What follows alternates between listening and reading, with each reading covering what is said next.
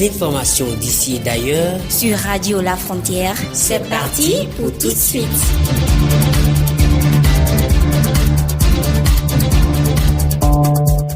Radio La Frontière, le journal.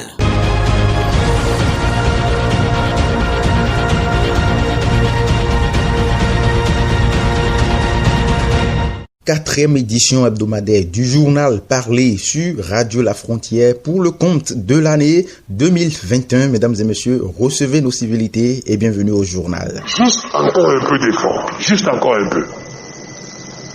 Juste encore un peu. Si nous avons fait 22 stades dans un mandat encore c'est fini.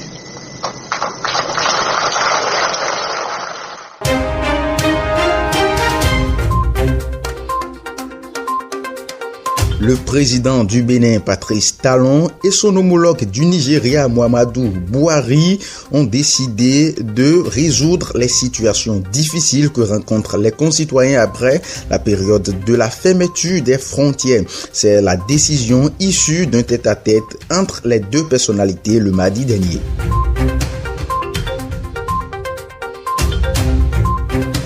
Le parti Union Progressiste du Bénin a choisi l'actuel président Patrice Talon comme candidat du parti pour la présidentielle d'avril prochain. Vous suivrez dans cette édition l'intervention de Idi Kolaole, membre du bureau politique de l'Union Progressiste.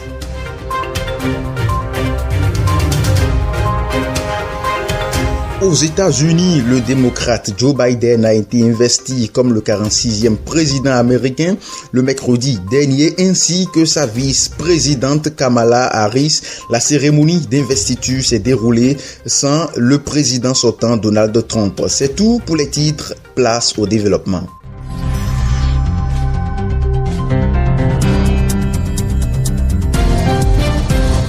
La commune d'Adjoron a été celle où le chef de l'État béninois Patrice Talon a bouclé sa tournée nationale des 77 communes du Bénin à quelques mois des élections présidentielles. Adjoron a été également la commune où le président de la République a notifié que, compte tenu de la dynamique de renforcer la gouvernance, qu'il serait de nouveau candidat à sa propre succession. Patrice Talon. Servir une cause aussi noble que celle du Bénin requiert tous les sacrifices, requiert toutes les passions, requiert tous les efforts. Compte tenu de la dynamique, je veux m'y engager.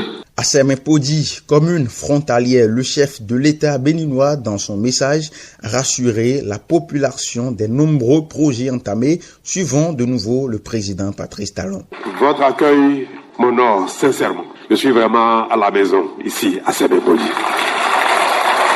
Maintenant que nous avons commencé à avoir du courant, la zone franche sera une réalité. Avant ça, ce n'était pas possible. On ne peut pas industrialiser un pays aujourd'hui sans électricité. Pendant 100 ans, la zone franche restera dans cet état si au Bénin il n'y a pas de courant, pas d'énergie.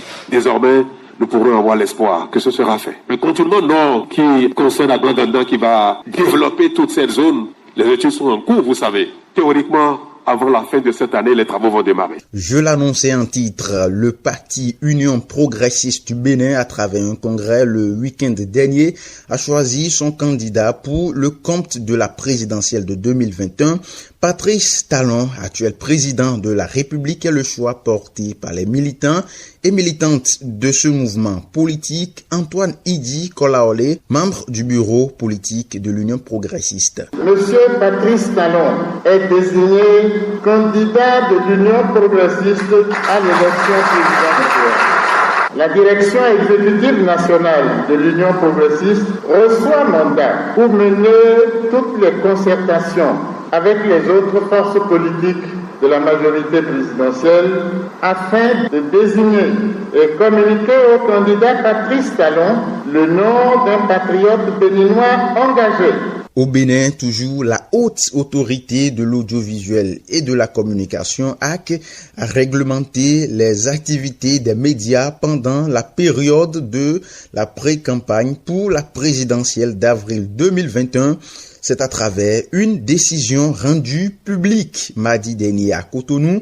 La période de pré-campagne est comprise entre le 25 janvier au 25 mars 2021. Suivons ici Fernand Baguidi, il est le premier rapporteur de la HAC au Bénin. Sont notamment concernés les émissions ou publications dans les organes de presse annonçant ou présentant une candidature. Toute production ou tout article sur les duos président et vice-président à l'élection présidentielle de 2021, les comptes rendus des activités de soutien, d'appel ou d'invite à candidature, les comptes rendus des activités réalisées à des fins de propagande au profit d'un parti ou d'un duo président et vice-président. Les médias peuvent diffuser. Suite aux nombreux cas d'accidents observés ces derniers jours à Abomey-Calavi en République du Bénin, le ministre des Infrastructures et des Transports Hervé Réhomen a effectué une descente ce mardi 19 janvier 2021 sur le chantier de la route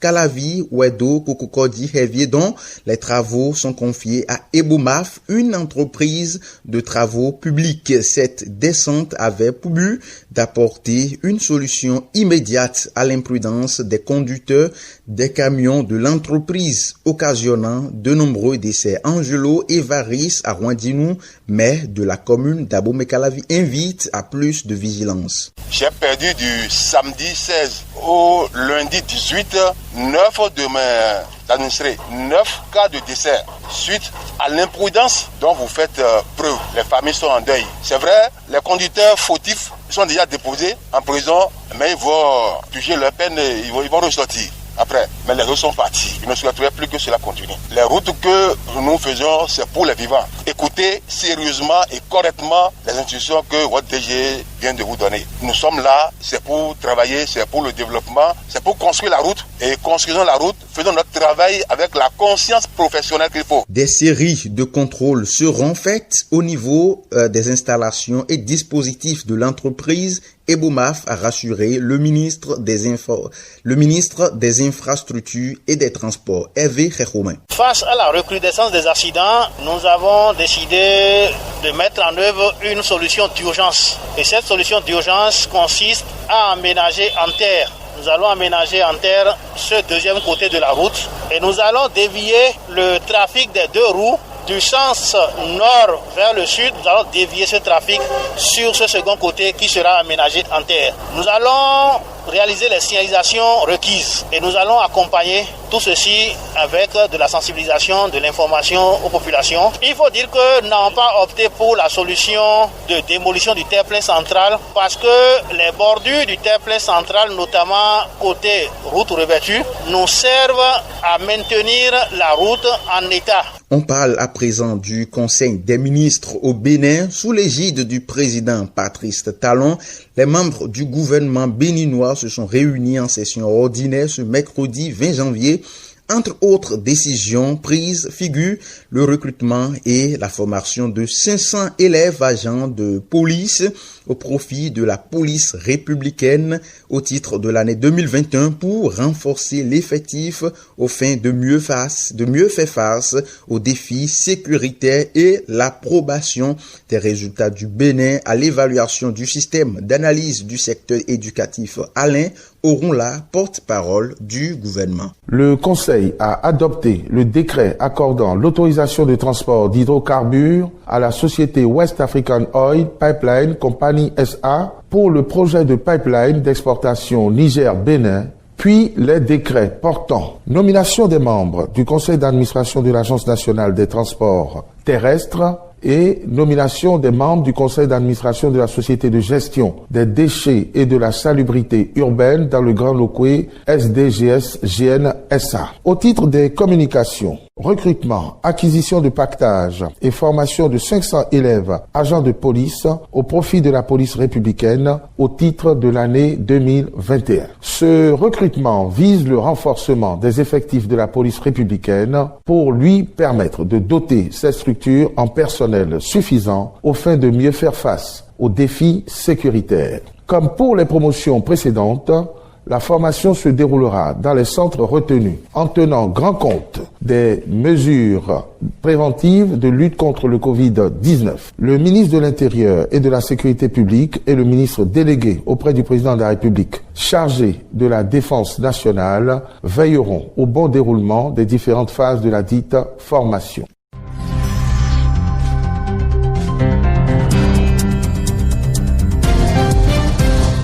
D'un conseil des ministres à un autre, on se rend au Burkina Faso où la semaine écoulée a eu lieu la toute première session hebdomadaire du nouveau gouvernement Kaboré, élaboration d'un consensus de dialogue et réconciliation des forces politiques pour une meilleure gouvernance est l'un des points ayant fait objet de discussion. Marie-Joseph Christophe Dabiré, Premier ministre du Burkina Faso. Nous avons fait une ouverture politique de manière à pouvoir assurer le renforcement de ce qu'il a appelé le dialogue politique, que ce dialogue politique ne soit pas en dehors du gouvernement, qu'il puisse commencer à l'intérieur du gouvernement et se poursuivre avec les autres forces politiques qui ne sont pas associées au gouvernement. Et c'est ainsi que le ministre d'État auprès du président du Faso, chargé de la réconciliation nationale, a été appelé et est celui qui a assuré pendant longtemps la présidence de l'opposition politique de notre pays, à savoir le président Diabré, qui est avec nous et qui a accepté de s'associer aux actions du gouvernement pour accélérer le processus de réconciliation nationale et de la cohésion sociale que nous avons préconisé, que le président du Faso a annoncé au cours de la campagne qui a conduit à son élection. Je l'annonçais en titre, tête à tête mardi dernier entre le président nigérien Muhammadu Buhari et son homologue du Bénin Patrice Talon. En toile de fond, le voisinage, les frontières et autres relations qui lient les deux pays. À travers les discussions, les deux chefs d'État entendent résoudre les situations difficiles que rencontrent les concitoyens après cette période de la fermeture des frontières. La suivi de notre voisin est aussi la nôtre. C'est ce qu'a affirmé le président de la République fédérale avant de finir cette rencontre. L'ancien président américain Barack Obama disait « Yes, we can ». Désormais, le tout nouveau président Joe Biden pourrait dire « I overcome ». Direction Washington.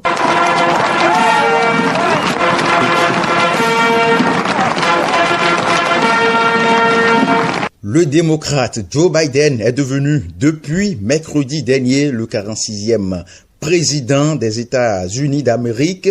Je déclare solennellement que je remplirai loyalement les fonctions de président des États-Unis et que dans toute la mesure de mes moyens, je sauvegarderai, protégerai et défendrai la Constitution des États-Unis. Main gauche sur la Bible, main droite levée face au président de la Cour suprême John Roberts.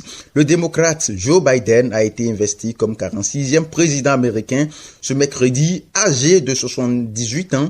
L'ancien vice-président de Barack Obama est le président le plus âgé de l'histoire du pays. Suivons ici un extrait. Veuillez lever la main droite et répéter après moi. Je, Joseph Robinette Biden Jr., jure solennellement de remplir avec fidélité la charge de président des États-Unis.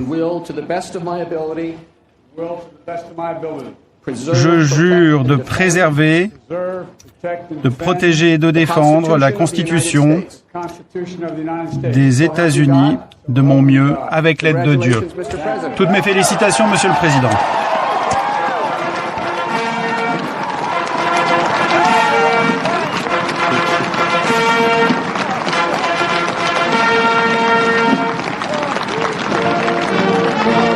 C'était des propos recueillis par nos confrères de France 24. Et juste avant lui, sa vice-présidente Kamala Harris a elle aussi été investie entrant dans les livres d'histoire comme la première femme, mais aussi la première personne noire et d'origine indienne à occuper cette fonction.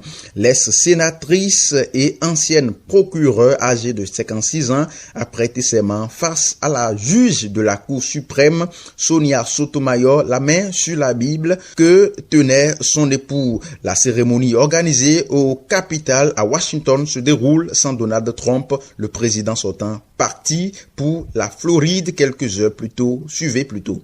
Sans réserve ou intention d'y échapper. Je jure de remplir bien et fidèlement les fonctions de la charge que j'assume, avec l'aide de Dieu.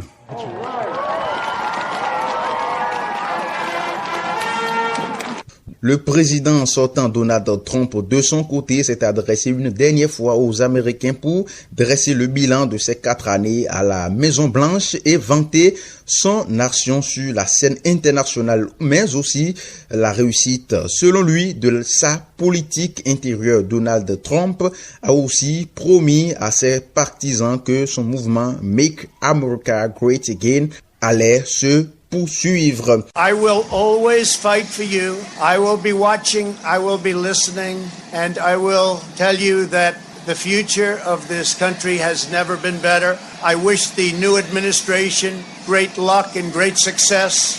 I think they'll have great success. They have the foundation to do something really spectacular. Cette édition va s'achever, mesdames et messieurs, mais avant qu'on ne se sépare, un dernier tour rapide des titres du journal.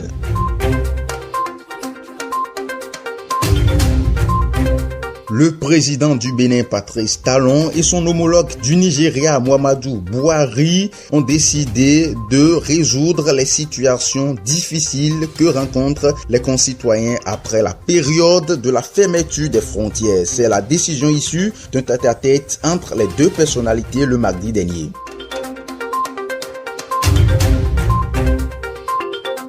Le parti Union progressiste du Bénin a choisi l'actuel président Patrice Talon comme candidat du dit parti pour la présidentielle d'avril prochain. Nous avons suivi dans cette édition Antoine Idi Kolaode sur la question.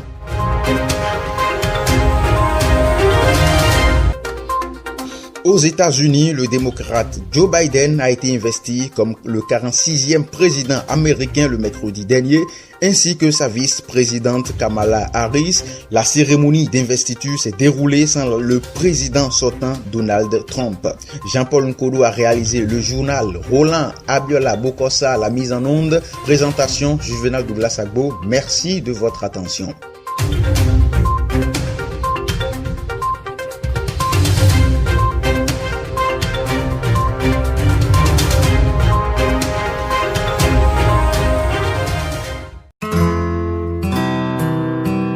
Suite, l'espace publicitaire sur votre radio. Avis de recrutement. Une compagnie de transport voyageurs de la place recherche de toute urgence des conducteurs et des hôtesses commerciaux ayant le profil ci-après. Pour le poste de conducteur, être titulaire du permis de conduire catégorie D, parler couramment français, avoir au moins 3 années pertinentes d'expérience professionnelle dans la conduite de bus, résider à Porto Novo dans le Bénin, être titulaire du certificat d'études primaires CEP au moins serait un atout. Pour le poste d'hôtesse commerciale, être titulaire du baccalauréat au moins, avoir d'excellentes capacités relationnelles et commerciales, être patient, persévérant et avoir la résistance au stress, avoir la rigueur et le sens de l'organisation, résider à Porto Novo, parler Yoruba ou Gon serait un atout. Pièces à fournir, un curriculum vitae détaillé, une copie des attestations et diplômes obtenus, une copie des preuves des expériences professionnelles, une copie de la pièce d'identité, dossier à envoyer par mail à l'adresse info-nonvie@gmail.com. Pour tout renseignement, contactez le 69 34 33 33. communiqué. Dans le cadre du Fonds d'appui à la presse Investis 2019, les techniciens des médias, caméramans, preneurs de son, monteurs, infographes, réalisateurs et photographes de nationalité sénégalaise intéressés par la formation organisée par le CESTI sont informés qu'ils peuvent faire acte de candidature. Le dossier de candidature comprend une photocopie certifiée conforme du baccalauréat ou à défaut du BFME, une demande manuscrite adressée au directeur du CESTI, un justificatif de 2 ans au moins d'expérience professionnelle et le dépôt de 5 productions audiovisuelles, sonores ou numériques datées. Ces documents doivent être enregistrés dans une clé USB. Un curriculum vitae, une photocopie de la carte nationale d'identité certifiée conforme, 2 photos d'identité. Le dossier complet sera déposé à la direction des études du CESTI du lundi 21 décembre 2020 au vendredi 29 janvier 2021 à 17h. Pour toute information complémentaire, merci de s'adresser au chef du service de la scolarité du CESTI, cesti@ucad.edu.sn. A signé le communiqué la direction du Centre d'études des sciences et techniques de l'information CESTI de l'Université Cheikh Anta Diop de Dakar.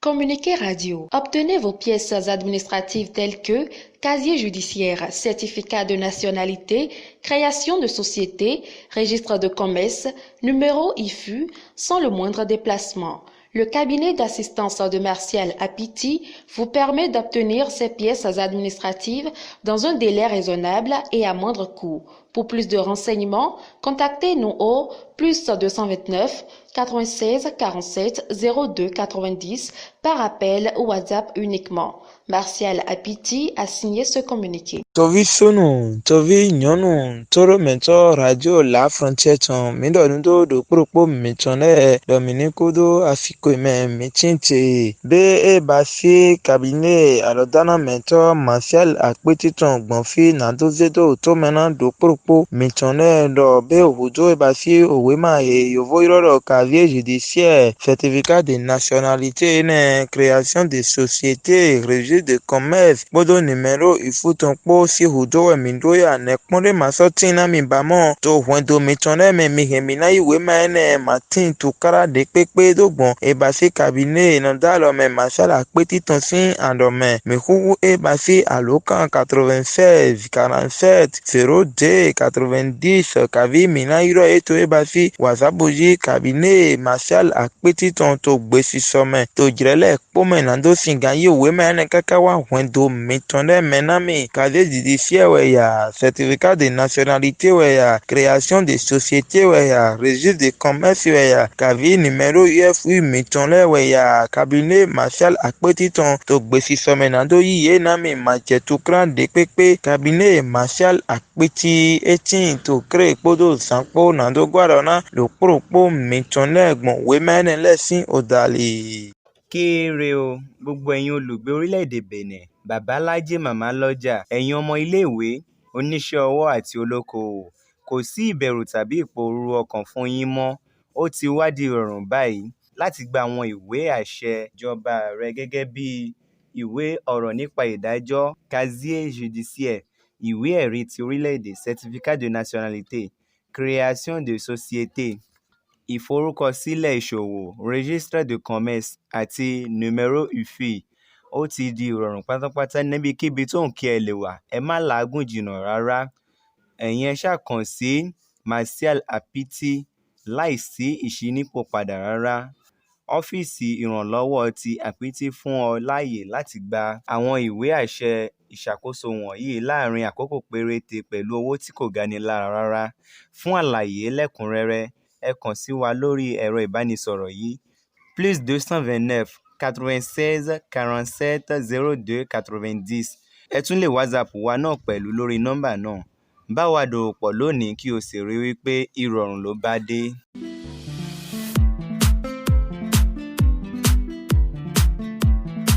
Swiss UMEF University of Burkina Faso communique. Conditions d'admission à la bourse. Date limite 31 janvier 2021. Niveau master. Finance, travailleurs du public et du privé. Place Burkina Faso. Statut 20 jours restants. Avantages de la bourse. Domaine d'études. Sciences économiques et de gestion. Sciences juridiques, politiques et de gestion. Nombre de bourses 10 par spécialité. Durée 2 ans pour le Master 1 et 1 an pour le Master 2. Pays éligible. Ouvert à toutes les nationalités. Éligibilité de la bourse. Les candidats désireux de postuler pour la bourse doivent se munir de. Pour le Master 1, titulaire d'une licence ou tout autre diplôme jugé équivalent.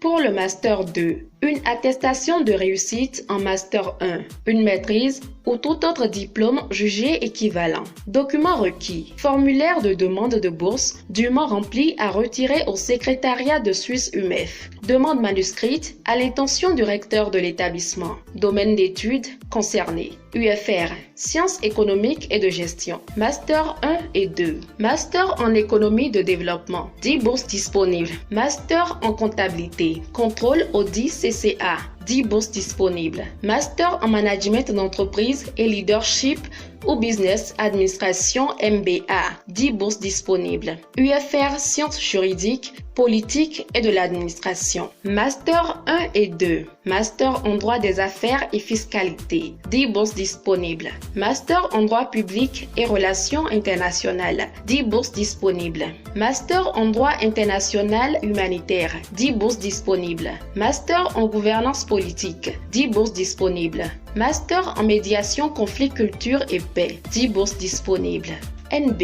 Les candidats devraient impérativement faire 2 choix en précisant 1 et 2 pour premier et deuxième choix. La réception des dossiers de candidature à Swiss UMEF University of Burkina Faso est fixée à partir du lundi 11 janvier 2021 de 8h à 16h.